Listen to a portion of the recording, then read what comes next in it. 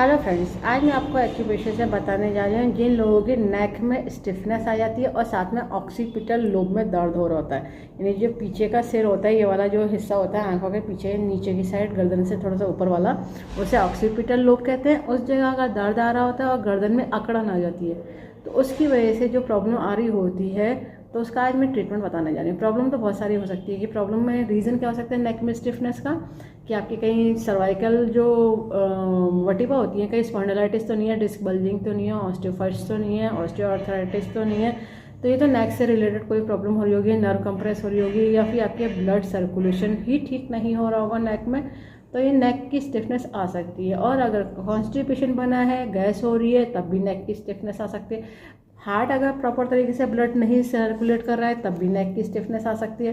पता चला आपका पोस्चर गलत है, लंबे टाइम अपना यूँ गर्दन रख रखी है, काम नीचे कर रहे हैं और गर्दन का मूवमेंट नहीं कर रहा है, तो नेक की स्टिफनेस आ सकती है। नेक की स्टिफनेस तब भी आ सकती है अगर आपका ब्लड थिक है, आपका ब्लड कम है, तब भी नेक की स्टिफनेस आ सकती है। या एक्सेस कैल्शियम हो रहा है या लो कैल्शियम हो रहा है, तब भी नेक की स्टिफनेस आ सकती है। तो इसलिए नेक की स्टिफनेस के तो बहुत सारे रीज़न होते हैं। अभी अब उस नेक की स्टिफनेस को रिलीज़ करने के तो मैं पॉइंट बता दूंगी।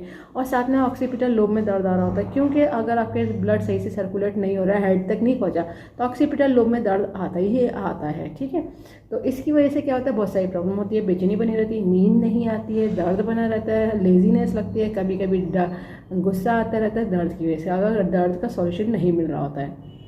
ठीक है, क्योंकि माइंड ही डिस्टर्ब हो जाता है। अगर उस चीज़ का सॉल्यूशन नहीं होगा, आपको लगातार दर्द बना रहेगा, आप पेन किलर खाते रहेंगे, फिर वो थोड़ी देर उसका असर खत्म होने के बाद फिर दर्द रियाकर हो जाता है, दोबारा चालू हो जाता है, या दोबारा स्टिफनेस आने लगती है, या फिर नेक का जो बैंड है वो पहन लेते हैं। तो ये सब चीज़ें हो सकती है। ठीक है, फिर क्या होता है, सॉल्यूशन नहीं मिलता, बेचैनी बनी रहती है। अब इसी चीज़ से छुटकारा पाने के लिए मैं आपको 2 पॉइंट बता दे रही हूँ, लगा के थोड़ा सा रिलीफ तो मिल जाएगा।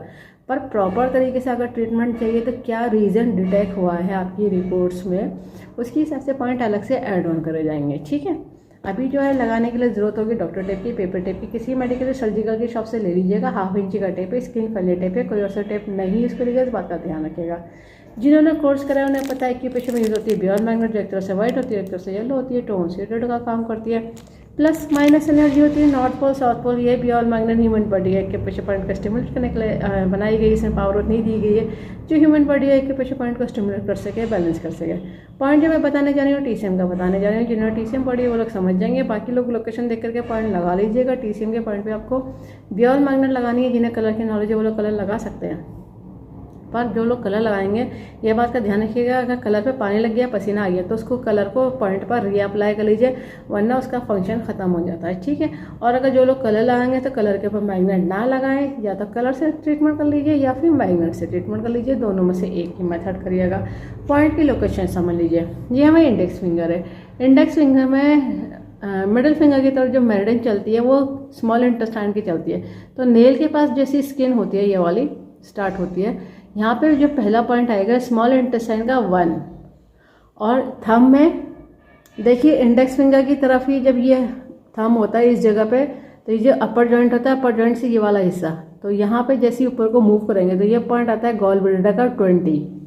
ठीक है, इन दोनों पॉइंट को इस कंडीशन के अकॉर्डिंग करा जाएगा। सीडेड करने का तरीका रहेगा बियॉन्ड मैग्नेट पेपर टेप में से जब येलो विजिबल होता है तो इसको कहते हैं सीडेड, और जो स्किन पर टच होगा इसके अपोजिट कलर वाइट। तो हमेशा विजिबिलिटी पे ध्यान दिया जाता है, ये विजिबल कौन सा है तो उसी का बताया जाता है, टोन है या सीडेड है। तो देखिए टोन हो रहा है, नहीं सीडेड हो रहा है, सीडेड में येलो की विजिबिलिटी दिख रही है साफ साफ, तो इसको कहते हैं सीडेड। जब येलो विजिबल होगा दोनों हाथों में लगाइए, 2 पॉइंट है और आपको रिलीफ देगा। और अगर ज़्यादा सीरियस प्रॉब्लम है नेक में, वर्टिब्रा में, नर्व कंप्रेसर, डिस्क बल्जिंग हो, तो ये उसमें ये काम शायद ना करे, थोड़ा बहुत तो रिलीफ दे देगा, पर प्रॉपर तरीके से जो उसका ट्रीटमेंट होना चाहिए वो पॉइंट अलग से ऐड ऑन कराए जाएंगे। ठीक है, इस वीडियो को ज़्यादा से ज़्यादा शेयर करिए, सब्सक्राइब करिए, लाइक करिए, ताकि लोगों को पता चल जाए कि बच्चे से सभी तरह के डिजीज को ट्रीट कर देते हैं, क्यों कर देते हैं, कंट्रोल कर देते हैं, रूट कॉज को ठीक कर देते हैं, फ्यूचर में दोबारा कभी प्रॉब्लम नहीं आती। बस लाइफ स्टाइल को ठीक रखना था। बेल आइकन प्रेस करना ना भूलिएगा, जब भी मैं नया वीडियो अपलोड करूँगी तो आपको लेटेस्ट नोटिफिकेशन मिल जाएगा। लाइक करना ना भूलिएगा। इस वीडियो को एंड तक देखने के लिए thank you very much. See you next time.